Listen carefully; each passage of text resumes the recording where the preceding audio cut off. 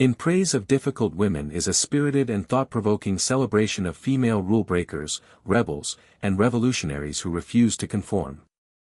Written by Karbo, the book is a collection of portraits, part biography, part commentary, of 29 women who challenged societal expectations in order to live on their own terms. The title reclaims the word difficult, turning it into a badge of honor rather than a critique. In Karbo's hands, being difficult means being daring, unapologetic, and true to oneself, even when the world disapproves.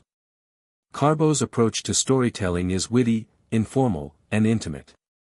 She doesn't write from a detached biographical distance, but with humor and reverence. The women she features span across centuries, professions, and cultures, but all share one trait: they broke the rules that were meant to keep them small. These are not sanitized icons, they are complex, sometimes contradictory women who made people uncomfortable precisely because they refused to behave. Among the women featured are Frida Kahlo, who turned her physical pain and heartbreak into bold, surrealist art; Josephine Baker, who dazzled Paris with her dancing and used her fame to resist fascism; and Ruth Bader Ginsburg, whose quiet ferocity reshaped American law. There's Madonna, who redefined female sexuality on her own terms; Amelia Earhart, who flew into history despite gender norms; and Margaret Cho, whose comedy unapologetically tackled race, identity, and sexism. Each chapter is more than just a biography, it's a lesson. Karbo doesn't present these women as perfect. In fact, their flaws, contradictions, and failures are part of what makes them remarkable. Their lives serve as blueprints for how to live boldly, and Karbo draws out the life lessons that their stories offer. Sometimes the lesson is about persistence, other times about radical honesty, or the necessity of being disliked in order to remain true to oneself. One of the central themes of the book is that difficult women are often punished simply for taking up space. They're labeled nasty, bossy, crazy, or selfish not because they are, but because they're unwilling to shrink. Karbo argues that these labels are weapons used to silence women and that reclaiming them is an act of resistance. In praising these women, she's also encouraging every reader to consider where they, too, might choose boldness over compliance. Karbo includes lesser-known women as well, such as Kay Thompson, a woman who practically invented the modern fashion magazine and was the real-life inspiration behind Eloise. Others, like Janis Joplin or Nora Ephron, are better known, but Karbo sheds new light on their lives through her irreverent, honest lens.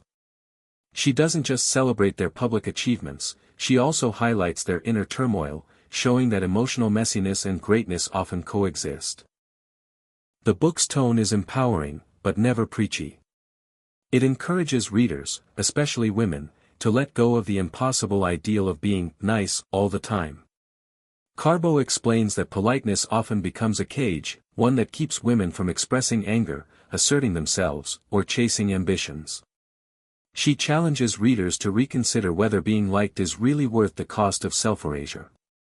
There's also a strong undercurrent of humor throughout the book. Karbo is unafraid to be cheeky, irreverent, or sarcastic. She pokes fun at societal standards while celebrating the chaos and contradictions of her heroines. This tone makes the book feel less like a lecture and more like a conversation with a smart, rebellious friend who's been paying attention and isn't afraid to say what everyone's thinking. Karbo also draws connections between these historical and cultural figures and modern-day pressures. She asks what it means to be a difficult woman today, in an age of social media, performative feminism, and relentless pressure to be empowered in the most aesthetically pleasing way. The book suggests that being difficult might be one of the few ways to maintain integrity in a world that constantly demands compliance. In showcasing such a wide range of personalities, In Praise of Difficult Women refuses to box its subjects into one mold. Some are glamorous, others frumpy. Some were wildly successful in their lifetimes, others were ridiculed or ignored. Some were fierce activists, others were artists or eccentrics. The point is not to emulate them exactly, but to learn from the spirit of their resistance. Importantly, Karbo doesn't shy away from the darker or more controversial aspects of her subjects' lives. She explores the challenges they faced, the mistakes they made, and the backlash they endured. This honesty makes their courage even more powerful. It's one thing to succeed when the world supports you, it's another to succeed when the world wants you to disappear. The book also emphasizes that being difficult is often an act of survival. For many of these women, conformity wasn't just boring, it was suffocating. Being difficult was a way of asserting that their lives mattered, that their ideas were valid, and that they would not be silenced. In their refusal to submit, they carved out space for future generations to live more freely. Throughout the book, Karbo maintains a tone of admiration without idolization. She respects these women not because they were flawless, but because they were human and chose courage over comfort. She reminds readers that rebellion doesn't have to be dramatic or public, it can be as simple as speaking the truth, claiming one's time, or refusing to apologize for ambition. By the end of In Praise of Difficult Women, the word difficult has been transformed. It no longer sounds like a flaw.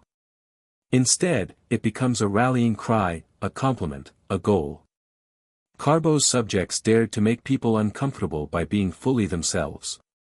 In doing so, they moved culture forward, sometimes inch by inch, sometimes in seismic shifts. This book is for anyone who's ever felt pressure to be quieter, softer, or less ambitious. It's a reminder that progress often depends on those willing to be labeled too much. In celebrating these women, Karbo is also extending a hand to the reader, inviting them to take up space, ask harder questions, and embrace their inner difficult woman. Ultimately, In Praise of Difficult Women is both a love letter and a battle cry. It's a literary collage of defiance, wit, and wisdom.